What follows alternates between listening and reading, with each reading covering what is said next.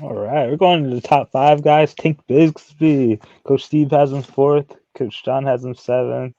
John, our guest, has him ninth. Um, but basically, I heard this guy's a little smaller guy, I believe, but he's a monster apparently. At the same time, Coach Steve, I'll let you go again first. You have him fourth. Let him I read. mean, he is 6 foot 210. I mean, he's not too small, 6 foot. but no, I mean, I love Tank Bigsby. Watching the film on him, I was just blown away watching his film. I mean, their speed, the vision. He's got the NFL build. He's a touchdown machine. It shows good promise as a receiver in the backfield there. Someone who can make the cuts, has that change of direction. I think he can be used in different types of schemes, which likes him even more because obviously we know running backs and they're limited on their schemes and they go to a team that doesn't fit them. It could just be a bad day for them. I think Tank Bigsby can do that and do that well with a lot of different teams there. Again, I don't really see too many negatives on him. Again, the big things people are going to say, and you guys might say in a few minutes here, is the lack of elite numbers in college, which I get. Definitely not great that he didn't have an elite season.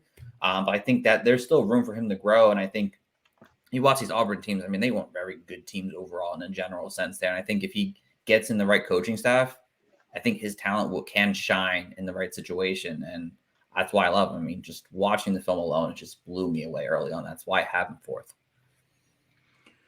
Yeah, I like him. I like him a lot. And one of the stats that really jumped out to me, the way I do it is I'll watch film and then go back and look at stats and everything else and see if it kind of matches up with what I saw.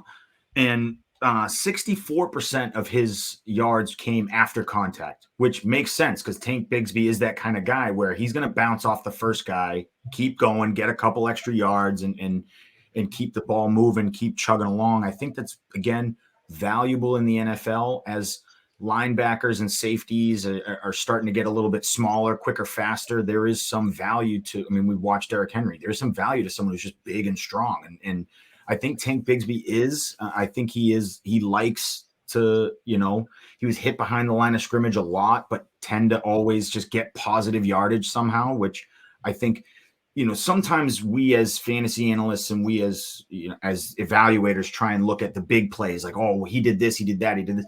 Watching Tank Bigsby get hit 4 yards behind the line of scrimmage and turning it into an 8-yard run to me is like amazing. I'm like, how did he even do that? Like, it's crazy that this even is a positive play. Like, you look at it, you're like, oh, he's blown up behind the line. And you're like, oh, wow, he turned that into a positive play. Like, NFL teams will really value that sort of gamesmanship, that grittiness.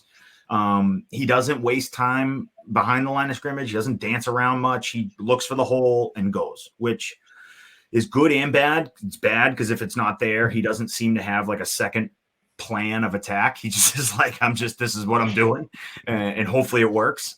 So that I think is a little bit of a problem at the next level. But if you get him behind a good offensive line, he's the type of guy that can just generate good yardage on his own. Tank Bigsby came out of high school with Bijan Robinson and Zach Evans, and I would say he was like a 4.5-star recruit. Some services had him at 4, some services had him at 5. So he's been on like the Devy radar, college fantasy football radar for a long time.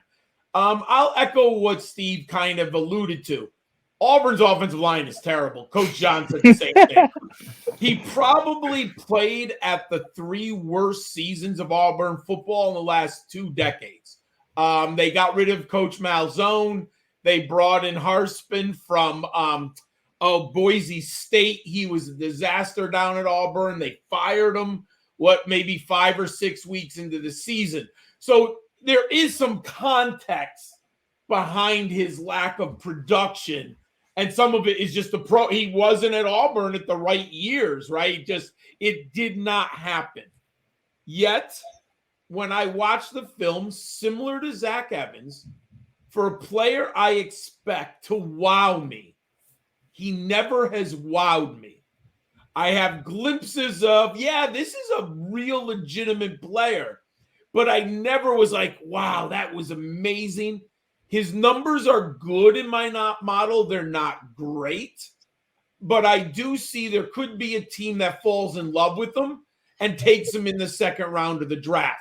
I think he'll get some SEC consideration. We know that the SEC running backs in general historically have done very well, right? So I think there might be a team that just loves this build. He played against the best in the country. I had hoped he was bigger, 6'0", 210.